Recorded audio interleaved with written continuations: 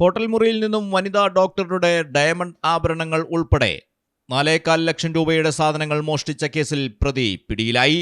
നിരവധി മോഷണ കേസുകളിൽ പ്രതിയായ തമിഴ്നാട് മധുര സ്വദേശി 19 വയസ്സുള്ള സതീഷ് കുമാറിനെയാണ് മൂന്നാറിൽ നിന്നും എളമങ്കര പോലീസ് പിടികൂടിയത്.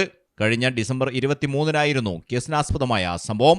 ഇടപ്പള്ളി ഷംസീർ ഹോട്ടലിലെ 103-ാം നമ്പർ മുറിയിൽ താമസിച്ചിരുന്ന ആലപ്പുഴ കൊല്ലക്കടവ് സ്വദേശിയായ ഡോക്ടർ ഷഹാന ഷാജി വാതിൽ പൂട്ടാതെ പുറത്തുപോയ തക്കം നോക്കി അകത്ത് കടന്ന പ്രതി മുറിയിലുണ്ടായിരുന്ന ഡയമണ്ട് മാല, ഡയമണ്ട് മോതിരം, സ്വർണ്ണമോതിരം, ലാപ്ടോപ്പ്, ഐഫോൺ എന്നിവ കൈക്കലാക്കി. പരാതി ലഭിച്ച പോലീസ് സമീപത്തെ CCTV ദൃശ്യങ്ങൾ പരിശോധിച്ചു. മോഷ്ടാവ് ഓട്ടോറിക്ഷയിൽ കയറി ചക്കരപ്പറമ്പിലെ ഒരു ആക്രിക്കട വരെ പോകുന്ന ദൃശ്യങ്ങൾ ലഭിച്ചുവെങ്കിലും ആളെ തിരിച്ചറിയാൻ സാധിച്ചില്ല.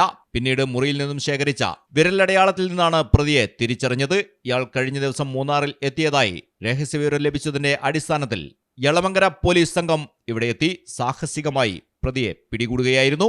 മോഷ്ടിച്ച ഇലക്ട്രോണിക്സ് ഉപകരണങ്ങൾ മൂന്നാറിലെ ഒരു കടയിൽ 5000 രൂപയ്ക്ക് വിറ്റതായിട്ടാണ് ഇയാൾ നൽകിയ മൊഴി. പ്രതിയെ കഴിഞ്ഞ ദിവസം രാത്രിയോടെ കോടതിയിൽ ഹാജരാക്കി.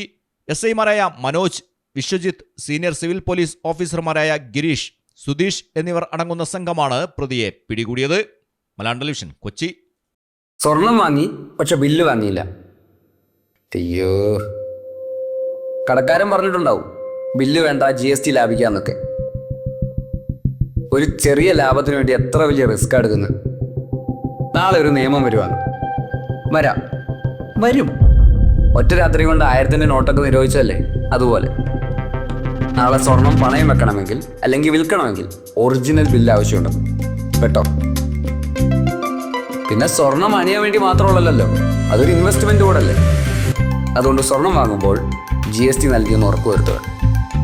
സഫ ഗോൾഡ് ആൻഡ് ഡയമണ്ട്സ് ഒറിജിനൽ ബില്ലോടുകൂടി മാത്രം സ്വർണം വിൽക്കുന്നു. Safa Gold and Diamonds, different by design.